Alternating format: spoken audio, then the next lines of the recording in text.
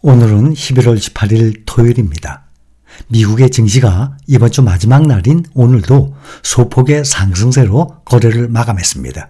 현재 4거래일째 상승 중에 있습니다. 이번 주에 발표된 미국의 10월 소비자 물가지수 또 생산자 물가지수가 예상치를 크게 하회한 것으로 나타나는 등의 인플레이션 관련 지표가 둔화한 것이 연방준비제도의 추가 금리 인상 가능성을 낮췄고 이것이 개선된 투자 심리를 유지하고 있는 것으로 해석이 되고 있습니다. 최근에 주식시장 상승세를 이끈 것은 인플레이션 관련 지표가 둔화한 모습을 나타낸 점입니다. CPI에 이어서 PPI 또한 둔화된 것으로 나타나니까 연준의 추가 금리 인상의 필요성이 낮아지는 인식이 확산이 되고 있고 이것이 미국 국채금리의 하락세로 연결이 되면서 주식시장의 상승세를 이끌고 있는 모습입니다. 어제는 다우지수만 하락을 하고 나머지 지수들 상승했었는데 오늘은 모두 소폭이지만 상승했습니다. 다우 0.01% 상승, S&P 500은 0.13% 조금씩 오르고 있습니다. 어제는 0.12%였는데 4,514입니다. 나스닥은 0.08% 상승 14,125. 필라델피아 반도체 지수는 0.66% 상승해서 3,748입니다. S&P 500 지수가 저항선으로 여겨지던 지난 10월의 고점 4,400을 넘어서면서 새로운 강세 신호를 보여주고 있습니다. 어느덧 4,500을 다시 넘었습니다. 올해 최고 4,588까지 올라가는 중입니다. S&P 500 지수와 나스닥 지수 이번 한 주 동안에 2% 이상 올랐습니다. 뉴욕 증시가 3주 연속 주간 상승세를 기록을 하고 있습니다. 기술주로 구성이 되어 있는 나스닥 지수 주간 단위로 3주 연속 상승세를 기록 중입니다. 이번 주 상승률이 2.4%, 지난 3주간 상승률이 12%에 이릅니다. 나스닥 지수가 이렇게 3주 연속 상승세를 이어간 것은 코로나 팬데믹 초기 2020년 3월이 바닥이었죠. 그 다음 달 2020년 4월 이후 처음입니다. 당시 주식시장은 코로나 봉쇄 조처로 폭락세를 기록을 했다가 3월 후반 이후 다시 상승 흐름으로 돌아서면서 폭등세를 보였었습니다. 봉쇄로 발이 묶인 소비자들이 온라인 쇼핑에 몰리고 재택근무와 온라인 수업이 대세가 되면서 클라우드 사용이 대폭 늘었고 PC 수요도 폭증한 바가 있었습니다. 이번 11월에 첫 주 3주 동안 증시가 계속해서 오름세를 기록하는 셈이에요. 11월은 증시 강세라는 계절적 공식이 들어맞고 있는 분위기입니다. 1년 1월부터 12월 중에 가장 수익률이 높은 달이 11월 달이었습니다. 그 다음이 4월 달, 그 다음이 12월 달이었습니다. 종가 기준으로 S&P 500 지수가 4거래일 연속 오르면서 지난 8월 30일 이후 지금 최고치를 기록하고 있습니다. 나스닥 지수 역시 종가 기준으로 지난 8월 1일 이후 최고치였습니다. 역시 4거래일 연속 지금 플러스를 기록하고 있는 중입니다. 이번 주에 증시에 훈풍을 불어준 가장 큰 요인, 미국의 물가 상승률이 둔화된 점입니다. 미국 연방준비제도의 추가금리 인상 기대는 시장에서 사실상 사라진 상태입니다. 시장 참가자들은 연준이 금리 인하로 언제 방향을 전환하는지 여기에 주목을 하고 있습니다.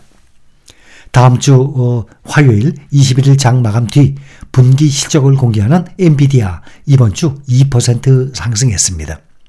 17일에는 1.81달러 0.37% 내린 492.98달러로 마감하긴 했지만 실적 발표 기대감이 높아지고 있습니다. 올 들어서 주가가 3배 넘게 S&P 500 종목들 중에 폭등 가장 많이 올랐죠. 지난 3주 동안 22%나 또 뛰어 올랐습니다. S&P 500 지수 편입 종목 가운데 압도적인 상승률로 올해 최고 종목입니다. 어제 4% 가까이 하락을 했던 테슬라 오늘 0.3% 올랐고 미국의 완성차 빅3 주가는 모두 올랐습니다. 포드는 1.08% 상승, 제너럴 모터스는 2% 상승, 스텔란티스는 1.56% 상승했습니다. 3사의 노조가 앞으로 4년간 임금 25%를 인상하는 내용의 잠정 협상안을 이날 최종 확정했다는 소식이 주가를 끌어올렸습니다. 가끔 한 번씩 보고 있죠. 한국예탁결제원 증권정보포털에 따르면 11월 16일 그저께 기준으로 미국 주식 보관 금액을 보면 상위 10개 종목을 보면 순위에 특별한 변동을 없이 1위부터 테슬라, 애플, 엔비디아 순입니다. 그 다음 세배 레버리지 TQQ가 4위, SOXL이 7위에 포함되어 있습니다. 이날 기준, 그저께 기준 미국 증시 상위 20개 종목에 대한 보관 금액 총액이 54조 2169억 원이에요. 이전 집계일 대비 5,455억 원이 감소했습니다. 20개 종목 중에 전일 대비 보관 금액이 가장 많이 증가한 종목이 728억 원 증가한 뱅가드 S&P 500입니다. 뱅가드 S&P 500은 VOO입니다. 가장 많이 감소한 종목은 7,070억 원 감소한 테슬라였습니다. 세계적인 투자 전략가이자 제레미 시겔 와튼스쿨 교수가 미국 연방준비제도의 조기 금리 인하를 전망하고 있습니다. 그저께 이틀 전에 시겔 교수는 높은 인플레이션과의 싸움이 이제 막 종료됐다면서 연준이 이르면 내년 3월에 금리 인하를 단행할 것으로 예상했습니다. 제레미 시겔 교수는 CNBC와의 인터뷰에서 미국의 인플레이션과 관련해서 모든 것이 분명해졌다면서 인플레이션 리스크가 완벽히 해소됐다라고 강조를 했습니다. 10월 소비자 물가지수 CPI가 지난달에 발표된 수치에 비해서 급락한 점을 언급을 하면서 인플레이션이 연준의 목표치 2%를 여전히 웃돌고 있지만 확실한 하락 추세를 나타내고 있다라고 말을 했습니다. 또한 미국 경제가 아직 침체 국면에 진입하지는 않았지만 서서히 둔화되고 있는 점을 지적을 하면서 경기 침체 가능성을 감안했을 때 연준이 이르면 내년 3월에 기준금리를 낮출 것이라고 말을 했습니다.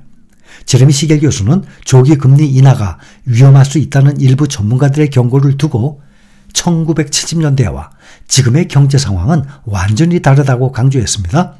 앞서서 미국은 1970년대 당시 조기금리 인하에 나서 스태그플레이션 위기를 맞은 바가 있었습니다.